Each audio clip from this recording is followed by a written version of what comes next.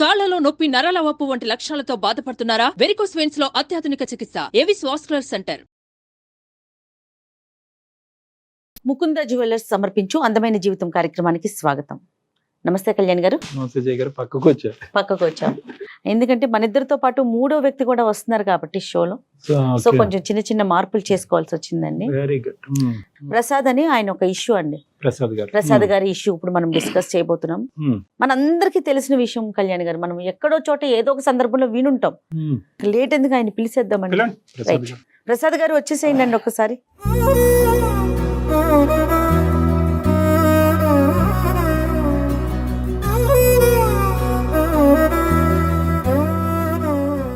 ఒకసారి మీ సమస్య ఏంటో ఒకసారి చెప్పండి. నా పేరు ప్రసాద్ మేడం. వైజాగ్లో ఉండేవాడిని. హైదరాబాద్కి వచ్చి సెటిల్ అవుదామనే ఆలోచనతో 1 year బ్యాక్ ఇక్కడికి వచ్చాను. అందరిలాగే నేను కూడా అన్ని రకాల ప్రయత్నాలు చేశాను జాబ్ కోసం. రీసేల్ కార్ కంపెనీలో జాబ్ వచ్చింది మేడం. సంతోషం. శాలరీ 10,000. అది రీసేల్ అని పేరుకే కానీ మేడం, కార్ షోరూమ్ మాత్రం ఒక న్యూ కార్ షోరూమ్ అంత అందంగా తీర్చిదిద్ది ఉండను. ఆ అట్మాస్ఫియర్ అది నాకు నచ్చి జాయిన్ అయ్యాను మేడం. ఇంకోటి ఏంటంటే ఆ మేనేజ్మెంట్ వాళ్ళు నాకు ఎవ్రీ కారు నేను నా చేతుల ద్వారా అమ్మి పెడితే ఒక కార్ మీద 5,000 రూపీస్ కమిషన్ కూడా నాకు ఇస్తానని మాట ఇచ్చారు మేడం. ఫస్ట్ మంత్ నేను 3 కార్స్ సేల్ చేశాను సార్. సంతోషం. అంటే 3 5s 15,000 ప్లస్ నా శాలరీ 25,000 వచ్చింది సార్. ఇవన్నీ ఏంటంటే ప్రీమియం లగ్జరీ కార్సా? బాగా లగ్జరీ ఉన్నవి తక్కువ ఉంటాయి, ఎక్కువగా మిడిల్ క్లాస్ వాళ్ళవి ఉన్నాయి. 1 by 1 నేను ఎక్కువగా సేల్ చేయడం, నా కమిషన్ పెరగడం కూడా జరుగుతుంది. సంతోషం. ఆ వచ్చిన డబ్బులతో నేను చక్కగా నా కొలీగ్స్ ఒక 50 members వరకు ఉంటారండి ఆ షోరూంలో. మొత్తం బాయ్ నుంచి మొత్తం అందరు కూడా వాళ్ళకి స్వీట్స్ అవి పంచడం అవి చేయడం జరిగింది సార్. కానీ కొంతమంది వ్యక్తులు మాత్రం వాళ్ళు మనస్ఫూర్తిగా తీసుకుంటున్నట్టు నాకు అనిపించట్లేదు సార్. ఉంటారులేండి, ఆ జాతి ఉంటూనే ఉంటుంది. అయితే అయినా సరే నేను నా దృష్టి మాత్రం నా కెరియర్ మీద పెట్టాను సార్. Good good. ఎవ్రీడే నేను ఎవరో ఒకరిని పరిచయం చేసుకోవాలి, కార్ అమ్మాలి, అదే నా యాటిట్యూడ్. ఇంకా నాకు వేరే వర్క్ లేదు. సో నేను డే బై డే చేస్తే ఆఫ్టర్ 6 months నేను 1 fine day నేను చూసుకుంటే ఆ మంత్లో 10 కార్స్ సేల్ చేశాను సార్. 10 into 5 50,000. అదే టైంలో మా బాస్ బిఫోర్ వీక్లోని నాకు శాలరీ కూడా హైక్ చేశారు సార్. 25,000 చేశారు. సో నేను 75,000 ఫస్ట్ టైం నా లైఫ్లో గెయిన్ చేసిన మంత్ సార్ అది. సూపర్. నమ్మబుద్ధి కూడా కావట్లేదు సార్. నాతో పాటు ఉండి అసలు లేనిపోయినవన్నీ బాస్ దాకా కొన్ని విషయాలు నా దగ్గర జరుగుతున్నాయి కూడా వెళ్ళిపోతున్నాయి సార్. జస్ట్ అవి చూడడానికి చిన్నవే అనిపిస్తున్నాయి. నాకు ఈరోజు ఇంత పరిస్థితి అవుతుందని నేను అనుకోలేదు సార్. సో మీకు పడినటువంటి వాళ్ళు చాలా మంది ఉన్నారు అక్కడ. చాలా మందో కొంతమందో ఎదురుకుంటే బాగానే మాట్లాడుతున్నారు సార్. వదిలేండి, మీరు కాకపోతే వేరే వాళ్ళ ద్వారా వెళ్ళింది కదా అక్కడ గుంపులోనే. సార్ ఈ 50 membersలోని నాకు పడని వాళ్ళు చాలామంది కనిపిస్తున్నారు సార్. కానీ అందులో ఒక అమ్మాయి ఉన్నది సార్. నేనంటే చాలా ఇష్టపడుతున్నట్టు ఆమెను చూస్తే నాకు అర్థమవుతుంది. కానీ వీళ్ళని చూస్తుంటేనే నాకు చాలా ఇబ్బందికరంగా ఉంది సార్. మన పక్కనే ఉంటున్నారు, నవ్వుతూ మాట్లాడుతున్నారు. ఒక అమ్మాయి మిమ్మల్ని ప్రేమిస్తున్న ఆశ్రయం కంటే వెనకతలు గొంతలు తవ్వే వాళ్ళ గురించి ఎక్కువ ఆశ్చర్యం పడుతున్నారు మీరు. అంతే. అవును సార్, నిజంగా సార్. సార్ కానీ రీసెంట్గా సార్ ఒక luxury car sir, Benz car మా షోరూమ్కి వచ్చింది సార్ రీసేల్కి. సార్ మీరు నమ్మితే నమ్మండి సార్, ఒక్క స్క్రాచ్ కూడా లేకుండా వచ్చింది సార్. బికాజ్ వాళ్ళు ఇమీడియట్గా అబ్రాడ్ వెళ్ళిపోవడం వల్ల రీసేల్కి పెట్టారు. సో నేను ఇమీడియట్గా నా ఫోన్ తీసి మొత్తం అందరికీ మెసేజెస్ పెట్టాను సార్. ఎందుకంటే నేనంటే ఇష్టపడే కస్టమర్స్ కొంతమంది ఉన్నారు సార్. అందులో ఒక అతను ఇమీడియట్గా రెస్పాండ్ అయ్యాడు సార్. ఇమీడియట్గా ఒక 1 hourలో వచ్చాడు, కార్ అంతా చెక్ చేసుకున్నాడు. చెక్ చేసుకొని టోకెన్ అడ్వాన్స్ ఏమన్నా ఇమ్మంటారా అని అడిగారు సార్. నేను మా బాస్ని అడిగితే 10 lakhs ఈవినింగ్ కల్లా పే చేస్తే వాళ్ళ పేరు మీదే ఉంటుంది అని చెప్పారు సార్. అటువంటి కార్ని అసలు దగ్గర నుంచి నేను చూడలేదు సార్. వాళ్ళు ఈవినింగ్ అడ్వాన్స్ కట్టారట సార్. ఆ నెక్స్ట్ డే డెలివరీ ఇవ్వాలి. అది ఎప్పటిలాగే ఆ రోజు కూడా నేను కార్ డెలివరీ ఇవ్వడానికని రెడీ అవుతున్నాను సార్. నేను టిఫిన్ చేస్తుండగా నాకు ఒక ఫోన్ వచ్చింది సార్. మా ఆఫీస్లో ఆ ఎగ్జిక్యూటివ్ అమ్మాయి. ఎవరు మిమ్మల్ని లైక్ చేస్తున్న అమ్మాయి? అవును సార్, ఆ అమ్మాయి. నేను ఏంటి సార్ ఆ ఫోన్ కాల్? ఫోన్ లిఫ్ట్ చేసిన వెంటనే నీకు అర్జెంటుగా ఒక విషయం చెప్పాలి అని తను ఒక విషయం చెప్పేసరికి నాకు అక్కడ ఉండబుద్ధి కాలేదు సార్.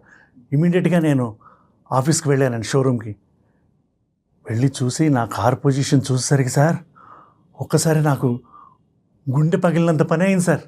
కారుని ఎవరో ఒక రాడ్డులతో చితక్ కొట్టేశారు సార్. అయ్యయ్యో. ఎలా ఉందంటే ఆ కారు ఒక స్కెలటన్ లాగే అయిపోయింది సార్. నేను ఆల్రెడీ ఇప్పుడు దాకా అమ్మిన కార్ల పొజిషన్ బట్టి చెప్తున్నాను సార్, అది ఒక స్క్రాప్కి తప్పించి ఇంక దేనికి పనికి రాకుండా చేశారు సార్. నేను ఎన్నాళ్ళ నుంచో కంటున్న కళ, ఒక లగ్జరీ కారు అమ్ముదామనే పెట్టుకున్న కళ కూడా ఆ రోజు అలా అవుతుందని అసలు నాకు మాటలు కూడా రావట్లేదు సార్ చెప్పడానికి. ఎంత కాస్ట్ ఉంటుందండి అది సుమారు దాని value? 60 lakhs madam, 60 lakhs. Token advance 10 lakhs 10 lakhs already ఇచ్చేసారు సార్. ఎవరు చేసి ఉంటారు ప్రసాద్ గారు ఇంత దారుణం?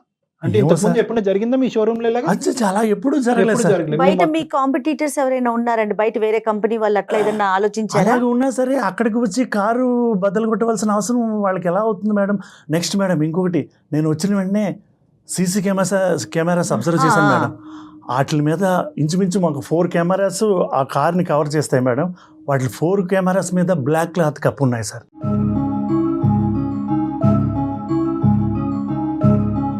ప్రసాద్ గారు, ఇప్పుడు కెమెరాస్ మీద క్లాత్ వేసింది అన్నారు, ఎవరి మీద అనుమానం ఉందా? ఇప్పుడు కాంపిటీటర్స్ వచ్చే అవకాశం లేదంటున్నారు. అవును మేడం. ఎవరి మీద డౌట్ కానీ ఉంది? మాతో పాటు పనిచేస్తున్న చెప్పాను కదా మేడం, ఒక 4 కొలీగ్స్ మాత్రం వాళ్ళ మీద మాత్రం నాకు చాలా ఇదిగా ఉంది మేడం, అనుమానం ఏంటి మేడం, కాన్ఫిడెంటే. ఇప్పుడు ఈ కారుని చేయటం వల్ల వాళ్ళకి వచ్చే లాభం ఏంటంటే, కారు అయితే డెలివరీ వెళ్తే అడ్వాన్స్ 10 lakhs వెనక్కి ఇస్తారు. దీనివల్ల మీకు అంటే మీకు వచ్చేది ఆ 5,000 ఇన్సెంటివ్ మీకు రాకూడదనేనా వీళ్ళు చేశారు, లేదంటే మేనేజర్ దగ్గర మీరు మార్కులు కొట్టకూడదనా? సార్ ఇప్పుడు ఆ కారు బద్దలు కొట్టినట్టు ఎవరు కొట్టారో తెలియతే ప్రూఫ్ లేకపోతే మొత్తం దాని మీద ఉన్నదంతా నా మీద పడి నాకు అక్కడి నుంచి జాబ్ పోవడం కానీ.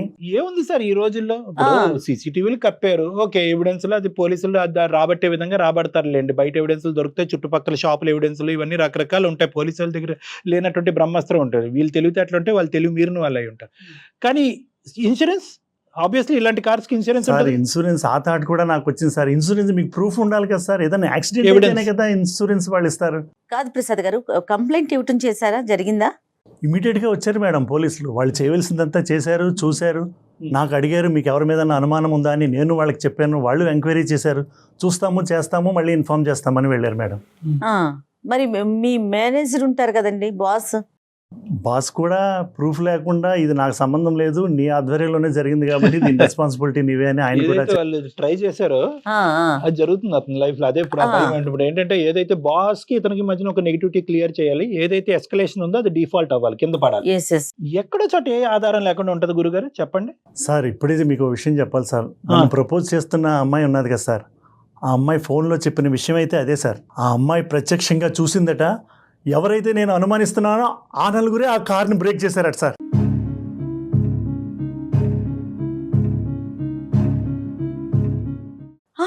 చూసింది మేడం, చూసి కానీ ఒక విషయం చెప్పింది సార్, ఇది మాత్రం నేను బయటకి చెప్పను, విట్నెస్ చెప్పను, అలా చెప్పినట్టయితే నేను సూసైడ్ చేసుకుంటానని చెప్పింది సార్.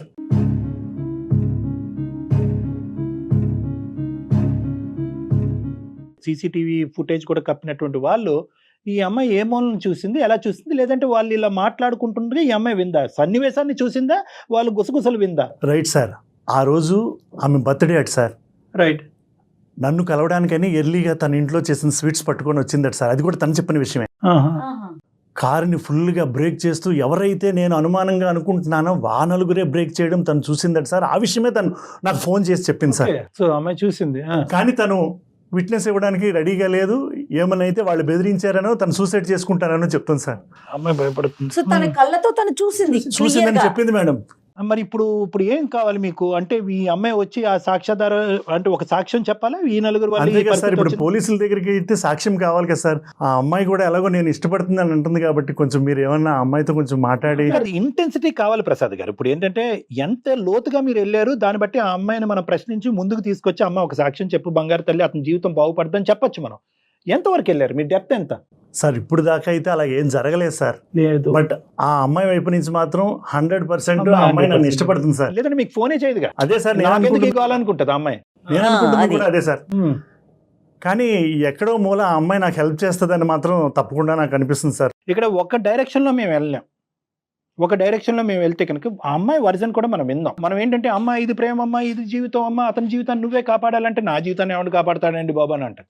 సో ఇక్కడ ఏంటంటే నేను ఎందుకు ఇదంతా అమ్మాయితో ఫోన్ మాట్లాడే ముందు ఏంటంటే ఎన్ని జీవితాలు కాపాడి ఎన్ని కథలకి ఒక సుఖాంతమైనటువంటి కథను మేము ఇచ్చినా కూడా, ఒక ఎండింగ్ ఇచ్చినా కూడా మేము మేము ఎప్పుడు కూడా బయలాటరల్గా ఓన్లీ ఇక్కడికి వచ్చి కూర్చున్నటువంటి బాధితుడి పాయింట్ ఆఫ్ వ్యూలోనే మేము ఆలోచించాం. అటువైపు మాట్లాడేటటువంటి వ్యక్తిని కూడా ఆవిడ కూడా విక్టిమా, ఆవిడ కూడా బాధితురాలు అనేటటువంటి అంశంతోనే ముందుకెళ్ళటం వల్ల ఈ రోజు ఈ అందమైన జీవితం అనే కార్యక్రమం అంత సక్సెస్ఫుల్ అయ్యింది. ఎంతో మందికి జీవితాలకి మేము ప్రాణాలు పోసిన వాళ్ళం అయ్యాం. సో కాబట్టి ఏంటంటే we will try our best. ఆ అమ్మాయి వర్జన్ మనం విందాం, దాన్ని బట్టి మీకు సొల్యూషన్ దొరుకుతుందో చూద్దాం. ప్రసాద్ గారికి కాల్ చేస్తారు ఒకసారి. చేస్తాను మేడం, నేను కూడా మీకు అదే చెప్తున్నాను. ఎందుకంటే తన వెర్షన్ కూడా మీరు వింటే మీకు కూడా ఒక ఐడెంటిఫికేషన్ వస్తుంది మేడం.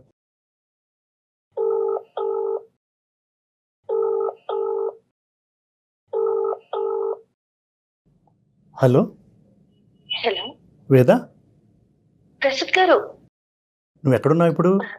ఆఫీస్ లో ఉన్నానండి. ఆహా, ఇంకెవరైనా వచ్చారా? పోలీసులు అని ఎవరన్నా? వచ్చారండి, వచ్చి చూసి ఎంక్వైరీ చేసి వెళ్తూ ఉన్నారు.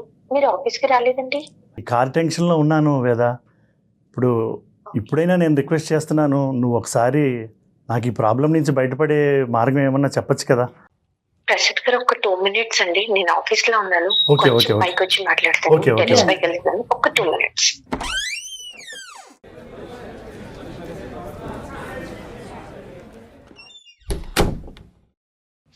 ప్రసాద్ గారు, కొంచెం నేను చెప్పేది పూర్తిగా వినవా? చెప్పండి ప్రసాద్ గారు. నేను ఈ టెన్షన్లోంచి పడే మార్గం నాకేమీ తోచక, మన సుమన్ టీవీ వాళ్ళది అందమైన జీవితం అనే కార్యక్రమం జరుగుతుంది. నేను వాళ్ళకి వాట్సాప్ చేసి ప్రస్తుతం వాళ్ళని కలిసి వాళ్ళ దగ్గరే ఉన్నాను. ఏంటండి, నేనేదో మిమ్మల్ని లవ్ చేసి ఫీల్ అయ్యి నేను మీకు చెప్తే మీరు ఇలా అందరి ముందు వెళ్ళి నన్ను మాట్లాడమంటే నేను ఎలా మాట్లాడగలనండి? వీళ్ళు కౌన్సిలర్స్, ఇటువంటి ప్రాబ్లమ్స్ ఏమన్నా ఉన్నట్టయితే వాళ్ళు సొల్యూషన్ చెప్తారు. అమ్మ వేద, నమస్తే. అలా కాదండి, నేను చెప్పేది వినండి ప్రసాద్ గారు. Response natural. సారీ అమ్మా, నీ ప్రైవేట్ ఇష్యూ ఇక్కడ పబ్లిక్ అవుతుందో పంచాయతీ పెట్టామని దయచేసి అనుకోవద్దమ్మా. ఇదేంటంటే ఇప్పుడు అతను మాట్లాడచ్చమ్మా. నేను మాట్లాడచ్చా? నేను డాక్టర్ కళ్యాణ్ చక్రవర్తి, అందమైన జీవితం నుంచి.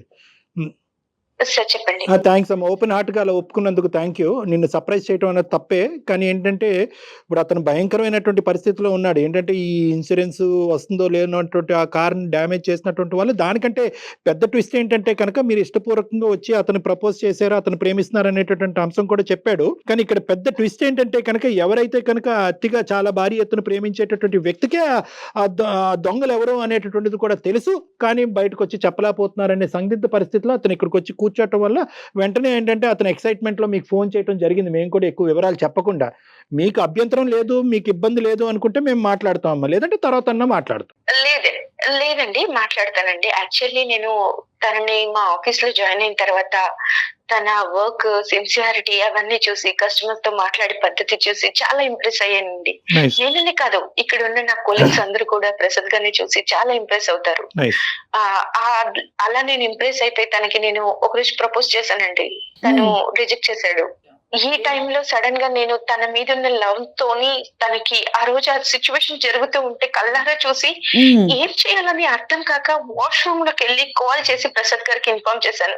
నేను అప్పుడే చెప్పాను, ఈ విషయం నువ్వెవరికైనా చెప్తే నన్ను వాళ్ళు చంపేస్తా అన్నారు, నా ఫ్యామిలీని కూడా బ్రతికేమనివ్వరు, ఏం చేయాలని కూడా అర్థం కాదు ప్రసాద్ గారు, ఈ విషయం ఇంకెక్కడ కూడా చెప్పొద్దు అని కూడా నేను చెప్పాను. డిస్కస్ చేయలేదండి వేద గారు, ఆయన కూడా ఎక్కడ చేయలేదు, కానీ ఆయనకి ఎక్కడ ఏం చేయాలో పాలుపోక మా దాకా వచ్చారండి. ఇది మీరు అతను ఇష్టపడి అతనికి చెప్పడం అనేది ఎంతకాలం అయింది? 4 months అయింది సార్. 4 months అయింది. 4 months నుంచి అతని దగ్గర నుంచి ఏమైనా రెస్పాన్స్ వచ్చిందా మీకు?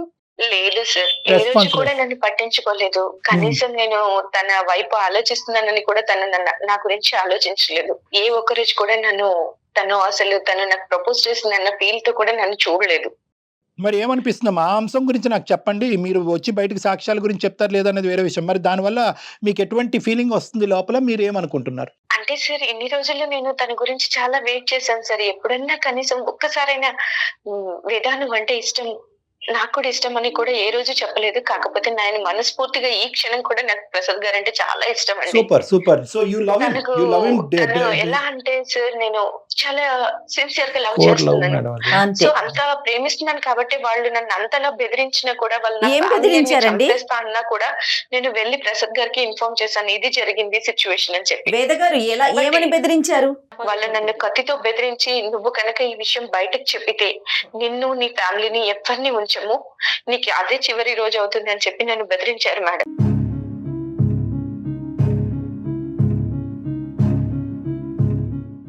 నువ్వు ఆ రోజు చూసింది నాకే ఎందుకు చెప్పాలనిపించింది చెప్పు నీకు?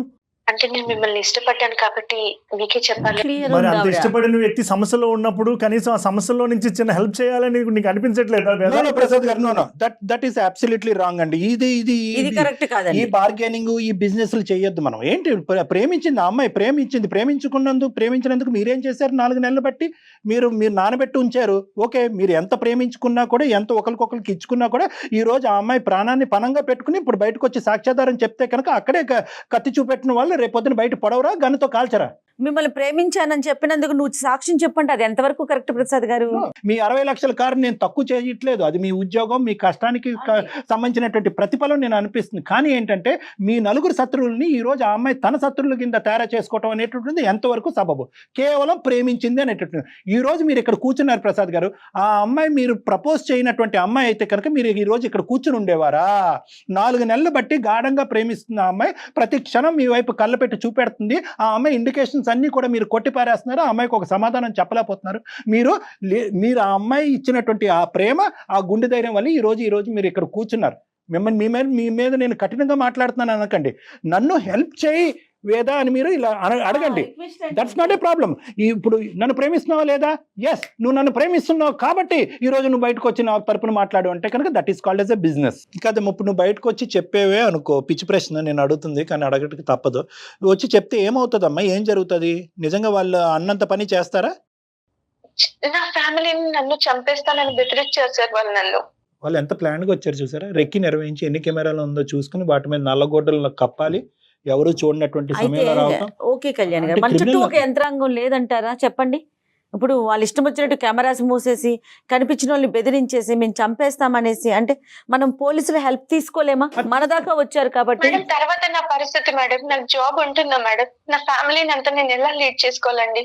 ఎందుకు మేము ప్రత్యేకంగా దీన్ని సెలెక్ట్ చేసుకున్నాము అంటే కనుక ఈ పర్టికులర్ అంశం ఒకటి, ప్రసాద్ది కూడా చాలా సందిగ్ధమైనటువంటి పరిస్థితి, మీది కూడా చాలా భయంకరమైనటువంటి క్లిష్టమైనటువంటి పరిస్థితి. ఈ 2 అంశాలు ఇక్కడ ప్రధానంగా ముడిపడినాయి. ఎవరిది ఎక్కువ ఎవరిది తక్కువ అనేటటువంటి అంచనా వేయటం గురించి మేము లేదు. సానుకూలంగా ఇద్దరికి ఇబ్బంది లేకుండా ఒక కంక్లూజన్ తీసుకొద్దామని చెప్పి ఇప్పుడు ఇంత కష్టపడి ఇంత దూరం వచ్చి ఇక్కడ కూర్చుని తన బాధను విలపించుకున్నటువంటి ప్రసాద్కి మేము ఒట్టి చేత్తో పంపించేటటువంటి ఉద్దేశం కాదు. కానీ అట్ ద సేమ్ టైం నీకు ప్రాబ్లం లేకుండా నువ్వు ముందుకొచ్చి ఏమైనా చేయగలవా అనేటటువంటి ఆలోచన, దాని గురించి ఒక్క నిమిషం మనం ఆలోచించుకుని మేము నీకేదన్నా ఒక పరిష్కారం చెప్తే కనుక అమ్మ ఈ విధంగా చెయ్యమ్మా, అప్పుడు నువ్వు స్మూత్గా ముందుకెళ్ళొచ్చు, అతనికి హ్యాపీగా అవుతాడు అని చెప్పడానికి మేము చెప్పే ముందు అసలు నువ్వు ఎంతవరకు ముందుకు రావడానికి రెడీగా ఉన్నావు అన్నది నువ్వు మాకు చెప్పాలమ్మా. కాదు వేద, మీరు కొంచెం ధైర్యం చేసి ముందుకొచ్చి మీరు ఒక్క మాట చెప్పారంటే అతని జీవితం, అతని లైఫ్ నిలబడుతుందండి. ఒక్కసారి ఆలోచించండి మేడం. చెప్పండి. నేను ముందుకొచ్చి తన జీవితం నిలబడుతుంది అని చెప్పారు. మరి నా జీవితం గురించి తను ఎన్ని రోజులు ఆలోచించలేదు కదా మేడం. ఇది ఎక్కడ న్యాయం మేడం?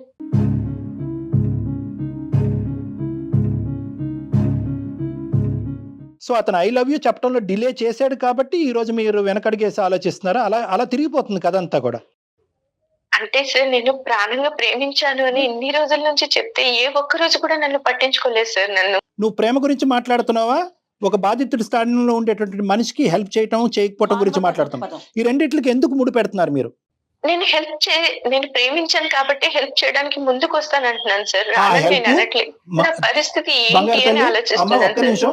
ఆ హెల్ప్ చివరి వరకు వెళ్ళాలి. నిజంగా నువ్వు ప్రేమించుకోవటం గురించి హెల్ప్ చేయాలి. ఏమంటే ఆ 4 పేర్లు అతను చెప్పానంటే అతను సావేదో అతను సావమన్నాడు అంటే కనుక నువ్వేం చిన్నపిల్లవు కాదు. నువ్వు అక్కడ ఉన్నటువంటి ఏకైక సాక్ష్యాధారం నువ్వైనప్పుడు నిజంగా నువ్వు అక్కడి వరకు వెళ్ళింది, చివరి వరకు వెళ్ళి ఆ 4 పేర్లు పోలీస్ స్టేషన్లో చెప్పాలి. పోలీసులని నాకు ప్రొటెక్షన్ ఇవ్వండి, అతనికి ఎంత అయితే రిస్క్ ఉందో నాకు అంతే రిస్క్ ఉందని చెప్పి వాళ్ళని శిక్షించేటటువంటి పరిస్థితి వరకు తీసుకెళ్ళాలి. మీరు ఇప్పుడు అలా మాట్లాడట్లేదు మేడం. మీరు వచ్చి ముందుకు వచ్చి చెప్పమంటున్నారు, నేను దానికి రెడీయే. మరి 4 నెలల వరకు నా ప్రేమను ఎందుకు నాంచాడు ఆ మహానుభావుని అడగండి అని మీరు చెప్తున్నారు. అసలు దానికి దీనికి ముడేంటమ్మా? ఈ రోజు ఏంటంటే మీరు అతన్ని ప్రేమిస్తున్నారు, అతను మిమ్మల్ని ప్రేమిస్తున్నారా లేదా అనేటటువంటిది agenda number 2, not agenda number 1. Exactly.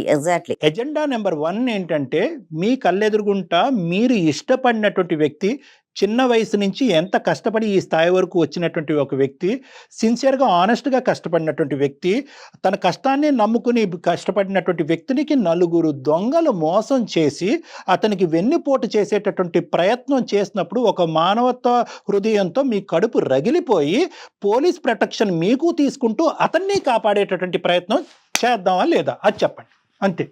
చాలా కరెక్ట్ గా అడిగారండి, సూటిగా, అంతే. ఇంకా సరే సార్, నా ప్రాణాలకు తెగించి నా ఫ్యామిలీని కూడా పక్కన పెట్టి నేను ప్రసాద్ గారి కోసం వచ్చి నిజం చెప్తాను సార్. అమ్మ, ఇప్పుడు సమయం సందర్భం వచ్చింది కాబట్టి నేను ఒక మాట చెప్తాను. నీ ప్రాణాలకి మా ప్రాణాలు అడ్డు. ఎస్, మీడియా పరంగా మేము హెల్ప్ చేస్తాం, మేము అడ్డుగా నిలబడతాము. జయ గారు ఉన్నారు, మాకుండే పేరు పలుకుబడి, మాకుండే ఇన్ఫ్లుయెన్స్ మాకు ఉంది, మేము మాట్లాడతాము. పోలీసులు అనేటటువంటి వాళ్ళు ఉన్నారు, వాళ్ళు ఏంటంటే అతని ప్రాణాలు మీ ప్రాణాలు కాపాడటానికి ఎవరు రెడీగా ఉంటారు. ఇక 2 ఇష్యూస్ అమ్మ. ఒకటి ఏంటంటే కనుక మీరిద్దరూ ప్రేమించుకుంటారా, తర్వాత మీరు కలిసి ప్రయాణం చేస్తారా, విడిపోతారా, ఏమనుకుంటారా అనేటటువంటిది అది మీ ఇష్టానికి వదిలేస్తారు. అది ఆ ఎజెండా అనేది ఈ రోజు మనం ఇక్కడ పబ్లిక్ గా డిస్కస్ చేయవలసినటువంటి అవసరం లేదు. ఎందుకంటే ప్రేమ అనేటటువంటిది ఇద్దరిలోనే ఆవిర్భవించవలసినటువంటి అవసరం ఉంది. అతని కెరియర్ మీద కాన్సన్ట్రేట్ చేస్తున్నాడు, ఇప్పుడు మెంటలీ ఆ అంశంలో డిస్టర్బ్ అవ్వాలి అని అనుకోవట్లేదు. ఇక్కడ ఏంటంటే ఇక్కడ ఒక మనిషి ఉద్యోగాన్ని తీసి పక్కన పెట్టండి అమ్మ, ఈ ఉద్యోగం కాపాడతారా అతను కాపాడతారని. వీళ్ళు ఎవరైతే ఉన్నారో రేపొద్దున ప్రసాద్కు చేయొచ్చు, ఎక్స్కు చేయొచ్చు, వైకి చేయొచ్చు. ఈ ఎక్స్ వైకి చేసేటటువంటి క్రమంలో ఎవరో బయట వ్యక్తి చూస్తే కనుక అదే వాళ్ళ మీద కూడా కత్తో కటారో పట్టుకుని వెళ్ళి వాళ్ళ మీద కూడా దాడి చేసేటటువంటి అవకాశం ఉంది.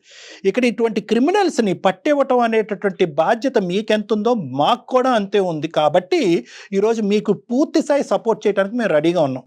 ఎగ్జాక్ట్లీ కదమ్మా. సమాజంలో ఇలాంటి వ్యక్తులు ఉన్నంతసేపు ఒక మనిషికి ఎదగటానికే భయం వేస్తుంది, ఒక మనిషి ప్రేమించడానికి భయం వేస్తుంది, ఒక మనిషి బయటకు వచ్చి నిజం చెప్పడానికి భయం వేస్తుంది. కాబట్టి మనం అందరం పిరికిబందల్లాగా నెత్తి మీద గొడ్డలు వేసుకుని కూర్చోవద్దు మనం. కాబట్టి ఈరోజు ఒక బంగారమైనటువంటి అవకాశం వచ్చింది. ఏంటి ఆ బంగారు అవకాశం అంటే, ఈరోజు ప్రసాద్ నువ్వు ఎందుకు వచ్చి పబ్లిక్ చేస్తున్నావు, మన ఇద్దరు 4 గోళ్ల మధ్య మాట్లాడుకోవచ్చు అంటే 4 గోళ్ల మధ్య తెగేది కాదమ్మా. ప్రసాద్ ఇలా ఈరోజు ఇక్కడ చెప్పడం వల్ల అందమైన జీవితం సుమన్ టీవీ ప్రసాద్ తరపునే కాదు నీ తరపున కూడా ముందుకు నిలబడి ప్రయాణం చేయడానికి రెడీగా ఉంది అనేటటువంటి దానికి ఈరోజు ఈ కార్యక్రమం ఉపయోగపడింది. అర్థమవుతుంది కదమ్మా? సో నువ్వు పూర్తిగా ధైర్యంతో రా, మీ లొకేషన్, మీ ప్లేస్, మీ ఫోన్ నెంబర్ మొత్తం వివరాలు జయ మేడం గారికి ఇవ్వండి. మేమంతా నీతో పాటు జర్నీ చేసి ఇది అంతా కూడా ఒక మంచి కంక్లూజన్ వచ్చేంత వరకు మేము సపోర్ట్ చేస్తాం. మీకు ఫర్దర్ గా ఎలాంటి ఇబ్బంది లేకుండా ఇప్పుడు ఇదివరకు లాగా అంత బహిర్గతం చేయట్లేదండి. పోలీసు యంత్రం కూడా ఏది గోప్యంగా ఉంచాలో అది గోప్యంగా ఉంచటం, అంటే చెప్పిన వాళ్ళని కూడా బయటకు తీసుకొచ్చేసి మీ ఫేసులు చూపించేసి అట్లాంటి కార్యక్రమాలు ఏం జరగట్లేదండి. ధైర్యంగా ముందుకు రావాల్సిన సిచ్యువేషన్ ఇది మనమందరం కూడా. ప్రసాద్ గారు, వేద చాలా థ్యాంక్స్ వేద, ఐ లవ్ యూ వేద. Thank God. అమ్మా, ఈ లవ్ యూ ఎన్ని రోజులు వెయిట్ చేసింది ఇప్పుడు చెప్తున్నారు ప్రసాద్ గారు. ప్లీజ్ వేద ప్లీజ్, నేను చాలా ఎక్సైట్గా ఫీల్ అవుతున్నాను. నిజంగా నా సమస్య నుంచి సార్తో పాటు నువ్వు కూడా నన్ను బయటికి తీసుకొస్తున్నందుకు నాకు చాలా ఆనందంగా ఉంది. ఐ లవ్ యూ వేద, ఐ లవ్ యూ. అమ్మా, అతను ఎంత సిన్సియర్ గా జెన్యున్ గా చెప్తున్నాడు అనేది మా కళ్ళతో మేము చూస్తున్నాం అమ్మా. నువ్వు ఏది కూడా ఇది నేను చెప్తాను అని ఒప్పుకున్నందుకు ప్రసాద్ గారు ముందుకు వచ్చి నాకు ఐ లవ్ యూ చెప్తున్నాడని దయచేసి మీరు అనుకోవద్దు. అతను ఏంటంటే ఇప్పటి వరకు కెరియర్ ఓరియంటేషన్, బరువు, బాధ్యత, సంపాదన తప్ప ఇంకొక ఆలోచన లేదు. కాబట్టి మీ ప్రేమ కూడా చాలా బలంగా గాఢంగా ఉంటారు. మీరు తొందరలోనే ఒకటవ్వాలి, పెళ్లి చేసుకోవాలి. ఆ పెళ్లికి మేము కూడా పెద్దలుగా రావాలి. రైట్ వేద, మీరేం కంగారు పడకండి. ఫర్దర్ గా ఏం చేద్దాం అనేది మనం మాట్లాడుకుందాం. Thank you so much. Thanks a lot. God bless. Right Prasad గారు, థ్యాంక్ యూ ప్రసాద్ గారు. గుడ్ లక్, ధైర్యంగా ఉండండి. సుమన్ టీవీలో మీ పర్సనల్ అండ్ బిజినెస్ ప్రమోషన్స్ కోసం కింది నెంబర్కి కాంటాక్ట్ చేయండి.